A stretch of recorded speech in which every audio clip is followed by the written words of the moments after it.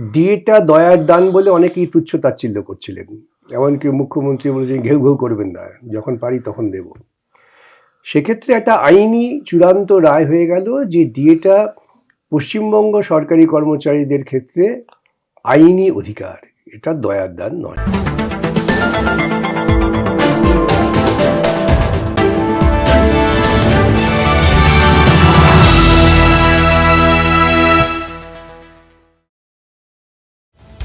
Supreme কোর্টে বড় ধাক্কা খেয়েছে রাজ্য সরকার।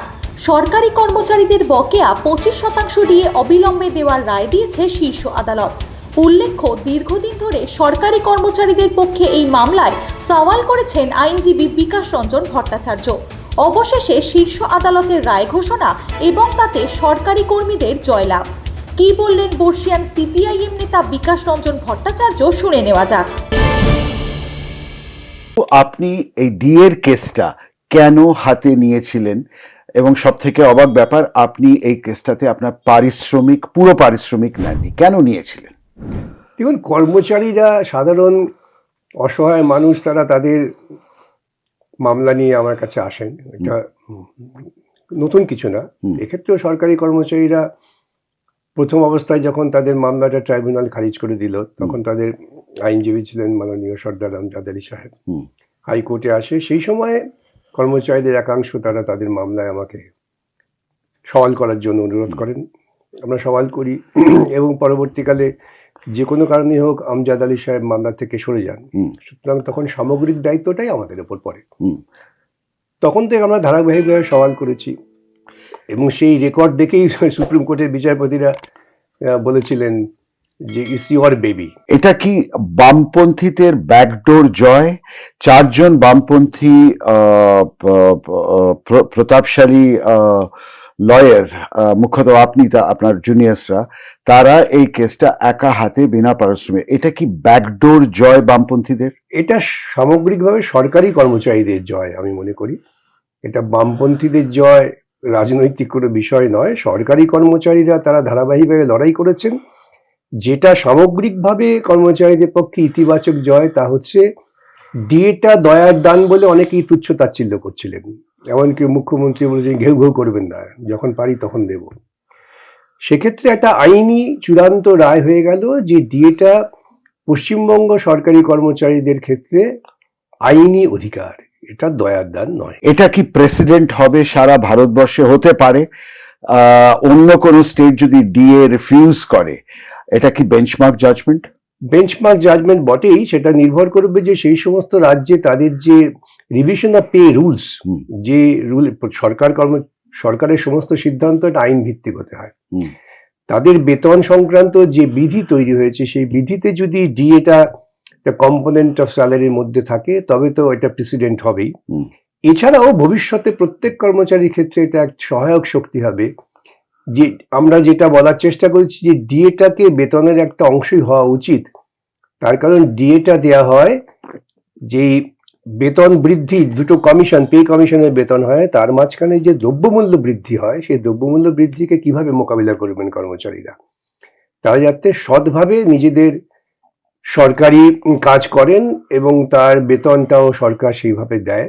এই জন্যই পশ্চিমবঙ্গ সরকারের যে বিধি হয়েছিল, বলা হয়েছিল যে অল ইন্ডিয়া যে কনজিউমার প্রাইস ইন্ডেক্স, তাতে তাতে যেমন যেমন জিনিসপত্রের দাম বাড়বে সেই জিনিসপত্রের দাম মোকাবিলা করবার জন্য দিয়ে দেওয়া হবে। অর্থাৎ বেতনেরই এটা একটা অংশ বলেই আমরা সওয়াল করেছি এবং সেটাই গৃহীত হয়েছে। এবার সেই অভিযোগের ব্যাপারটা আজকে যদি মমতা সরকার বদলে যায়, তার কি কোনো দায়বদ্ধতা থাকবে না? একটা ভুল ধারণা আমাদের আছে। এই ভুল ধারণাটা বিভিন্ন কারণে রাজনৈতিক নেতারা তৈরি করে।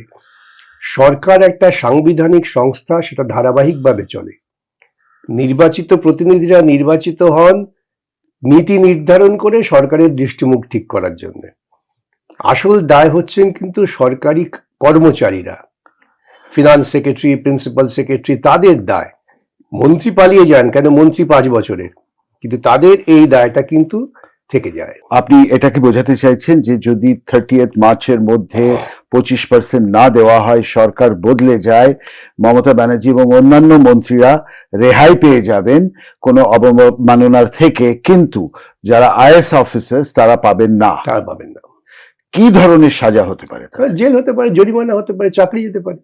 সুপ্রিম কোর্ট যদি মনে করেন যে আদালত অবমাননা করেছে, তাহলে এটা তার চাকরি জীবনের ক্ষেত্রে একটা খুব বড় কালো দাগ হবে এবং ব্যবস্থা নেওয়া যেতে পারে। কিন্তু একটা আইএস অফিসার, একটা ব্যুরোক্র্যাট, মিনিস্টারের এবং ক্যাবিনেটের ইয়ের ওপরে তো কোনো অ্যাকশন নিতে পারে না। যদি মমতা ক্যাবিনেটই না দেয়, তাহলে একটা ব্যুরোক্র্যাট কি করবে? এটা আবার ভুল কথা। ব্যুরোক্র্যাটদের দায়িত্ব হচ্ছে যারা মন্ত্রী আছেন তাদের আইনটা কি এবং আইনসম্মত কাজ করতে সাহায্য করা। পলিসি ডিসিশন হতে পারে যে আমি এই কার্যক্রমটা করছি, কিন্তু সেই কার্যক্রমটাকে রূপায়িত করবার জন্য আইএস অফিসারদের আইন মেনে করতে হয়, সেটা হচ্ছে পদ্ধতি।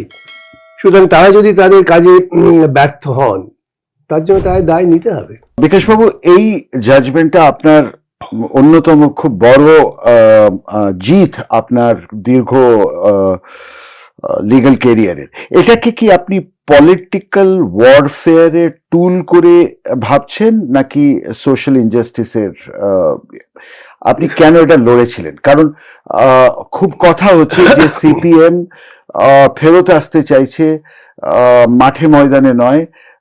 তাদের কিছু ভালো এলিট লয়ার্স আছে যারা বারবার ওয়ার করছে সরকারের ওপরে, এবং সরকার বিভিন্নভাবে ক্ষতবিক্ষত হচ্ছে। এটা একটা রাস্তা খুঁজছে সিপিএম ফেরত আসার। এটা যারা বলছেন তারা তাদের অজ্ঞতার পরিচয় দিচ্ছেন। প্রথমত একজন আইনজীবী, পেশাজীবী হিসেবে তার কাছে যারাই আইনের সাহায্য চাইতে আসবেন, তিনি যদি মনে করেন তাকে সাহায্য দেবেন, এটা কোনো রাজনৈতিক সিদ্ধান্তের ব্যাপার ছিল না। যখন সরকারি কর্মচারী যারা মামলা করেন, সেই মামলা করেছিলেন কিন্তু যারা কংগ্রেস রাজনীতির সমর্থক, তারা বামপন্থী সমর্থকরা সরকারি কর্মচারীরা মামলা করেননি। সুতরাং এটা খুব ভুল ধারণা। আবারও বলি যে পার্টি, আমি আইনজীবী হিসেবে, একজন চিকিৎসক হিসেবে কি করবেন সেই স্বাধীনতায় পার্টি হস্তক্ষেপ করে না এবং হস্তক্ষেপ করা উচিত না। অতএব এটা ভুল। আসলে তারা দেখতে চাইছেন, সেটা খানিকটা হয়তো আত্মশ্লাঘার ব্যাপার হয়ে যায় যে আমি মানি সিপিআইএম, অতএব আমি মামলা করছি মানে সিপিআইএম করছি। বিকাশবাবু, এই জাজমেন্টটা আপনার অন্যতম খুব বড় জিত আপনার দীর্ঘ লিগ্যাল ক্যারিয়ারের।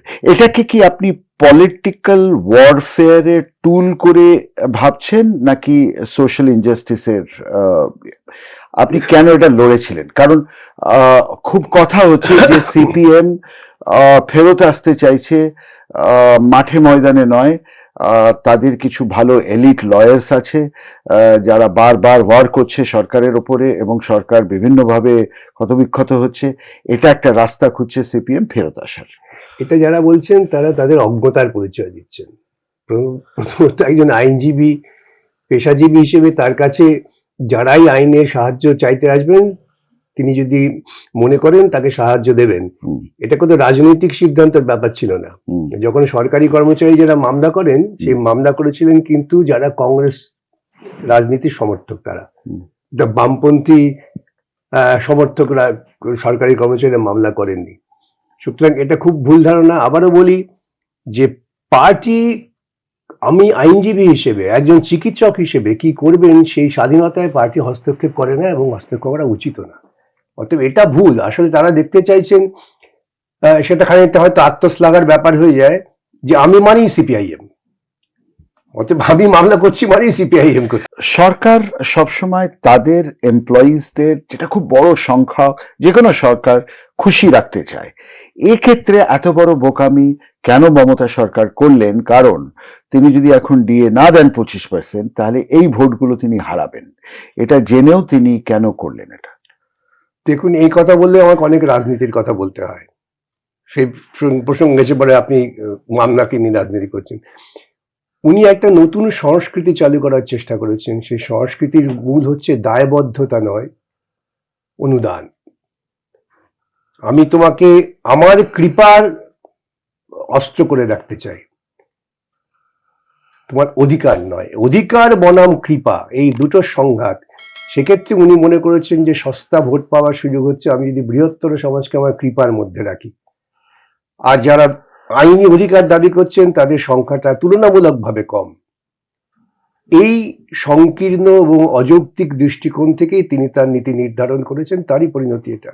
আপনি সামনে আসেননি কেন এই পুরো জিতটার ক্রেডিট নেওয়ার জন্য? আমরা দেখছি যারা এর সাথে যুক্ত নয়, একটা শুভেন্দু অধিকারী স্লোগান দিচ্ছে রাস্তায়, কোথাও সিপিএম এর কেউ দিয়ে জিতকে তাদের জিত বলছে না, আপনি কোনো ইন্টারভিউ দিচ্ছেন না এটা বলে যে এই জিতটা আপনার, কেন কেন এটা থেকে আপনি দূরে রয়েছেন? দেখুন, মুশকিল হচ্ছে যে এটা একটা শ্রমিক কর্মচারীদের লড়াই, তাদের জিত তারা বলবেন, তারাই বলছেন, আমার তো বলার দরকার নেই।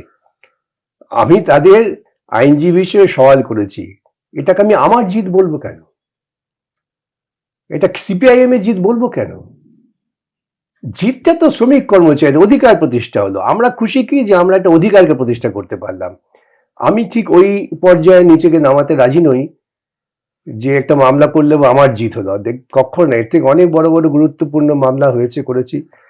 আমি কখনোই এটাকে মনে করি না যে উকিল বাবুর জিত বলে এটাকে দাবি করা যায়।